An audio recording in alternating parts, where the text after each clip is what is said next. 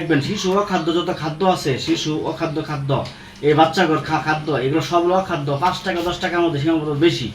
এরপরে বিভিন্ন ফ্রুট মোটো অনেক কিছু আছে, ওগুলো দাম একটু বেশি, কিন্তু আমাদের কাছ থেকে নিয়মিত 5 টাকা বা 10 টাকাই নেয়। এইটা নিয়ে কী করতে হই, এই ধরেন বিভিন্ন ধরনের আইসক্রিম জুস এইটা সেটা কিনা খাইতেছে। এটা খাওয়া কী হইতেছে, বাচ্চাদের ফুসফুস লিভার কিডনি সব নষ্ট হয়ে যেতেছে।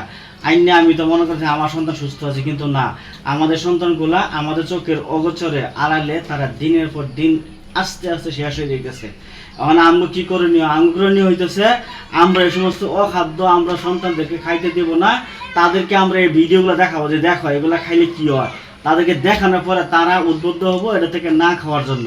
মানে এইটা কাজ করতে হবো, আপনারা আমার সচেতন করতে হইব এবং সন্তানদেরকে নিজের থেকে টাকা দিয়ে জিনিস কিনে নিজের থেকে কিনে দিয়ে খাওয়াই লাগবো। এবং ওই যে জুস এটা সেটা এগুলো কিনে খাওয়ানো যাইব না। প্রয়োজনে বাজার থেকে দেশি আম কিনে খাওয়াবেন, যেগুলো পোকা ধরে গেছে, পোকা হয়ে গেছে এই সমস্ত আম, এগুলো ভালো জিনিস, এগুলো খাওয়াবেন না। খাওয়াবেন কোনটা, কালারফুল জিনিস। কালারফুল জিনিস খাওয়া বাদ দিবেন এবং সন্তানদের জন্য যেটা লাগে নিজেরা কিনে খাওয়াবেন। সিদ্ধান্ত আপনার, আইনের সন্তান এনে ভালো রাখবেন না রাখবেন না, এটা আপনার ব্যাপার। এই জন্য বলবো এই ভিডিওটা যারা দেখতেছেন বেশি শেয়ার করবেন, লাইক করবেন, কমেন্ট করবেন। ধন্যবাদ সবাইকে। পরবর্তী ভিডিওর জন্য অপেক্ষা করেন।